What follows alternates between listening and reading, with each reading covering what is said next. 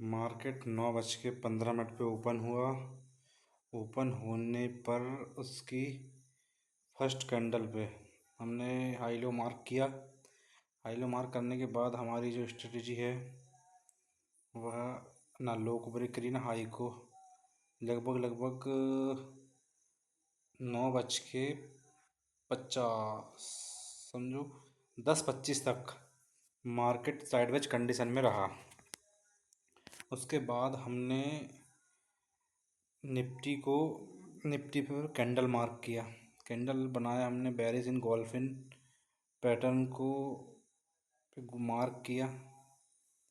Mark करने में देखा बेरिस इन गोल्फिन पैटर्न ने भी काम नहीं किया। उसके बाद डोजी कैंडल पे हमने 2 मिनट कैंडल पैटर्न लगाया और 2 मिनट कैंडल पैटर्न लगाने के बाद हमको एहसास हुआ कि मार्केट अप ट्रेंड में जा सकता है। तो फिर डोजी कैंडल पे हमने मार्क किया और मार्क करने के बाद डोजी कैंडल 25,111 समथिंग पे था। उसके बाद 25,111 से डोजी कैंडल के बाद ट्रेंड चेंज होता है और डोजी कैंडल सपोर्ट पे बनी।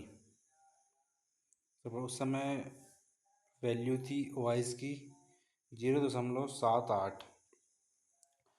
तो 7.8 फिर वो डोजी कैंडल के बाद वैल्यू ओआई वैल्यू चेंज हुई और ओआई वैल्यू 7.8 से 8.2 पहुंच गई। तो हमें तो ये पता चल गया कि मार्केट अप साइड जाएगा और हमने 25,150 का कॉल लिया और उसे 25,190 यानी समझो 100 पॉइंट की रैली पे हमने बेच दिया।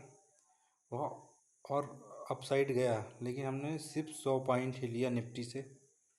वो 100 पॉइंट की रैली पे हमने प्रॉफिट बुक करके सेल कर दिया और हमें एहसास हुआ कि बेरिस इन गोल्डन पैटर्न की 70% एक्यूरेसी तो है, लेकिन जहाँ पर सपोर्ट मजबूत है तो बेरिस इन गोल्डन पैटर्न काम नहीं करता। वहाँ पे डोजी कैंडल ने वर्क किया और उसके बाद हमने यहाँ पे ट्रायंगल पैटर्न बनाया। ट्रायंगल वेव पल्स पैटर्न बनाया। उसमें पता चल गया कि मार्केट साइडवेज नहीं है। मार्केट लोअर लोज बनाया और उसके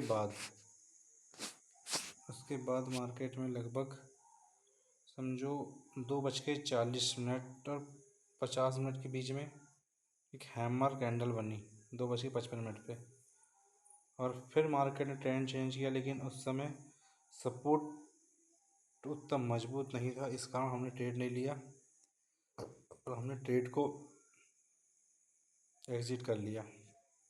और एक बात कल के लिए बता दें, जैसे BTST ट्रेड लेना है अपने को तो हमने यहाँ पे लगा दिए डे कैंडल में ये पता चला कि जैसे अब यहाँ पे डे कैंडल में ये जो कैंडल है अपनी रेड वाली, इसको कल यानी कि 25,000 को कल ब्रेक करता है